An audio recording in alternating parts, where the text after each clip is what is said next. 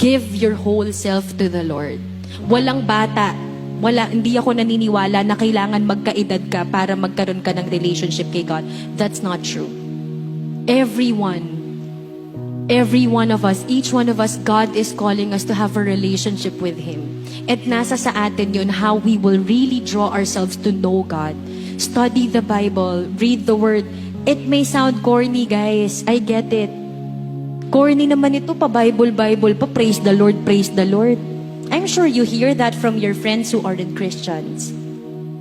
But you know, that's the kind of love that hindi nyo kayang ipaliwanag. And that's my prayer for each one of you. You know, kanina nung nagpe-praise and worship, Renzo, I don't know what's with me, but I was really in tears. And you know, I really felt that God's presence is here with you guys. And you know, nakikita ko kayo na nakatayo, lumalapit sa stage, and you know, while worshiping, people were jumping and just, you know, worshiping God. And you guys are young. And bilang isang nanay, wala nang masasarap pang makita na ang mga anak nila lumalapit sa Diyos. Because me, my sons, I don't have dreams for them. I don't dream for them to be rich.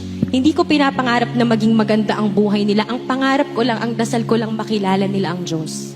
Because once they have God in their lives, nothing can stop them. Nothing will be impossible for them. And that's my prayer also for each one of you.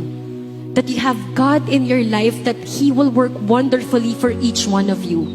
Ano man ang pinagdaanan nyo sa nakaraan, that's all in the past, but God can save you now.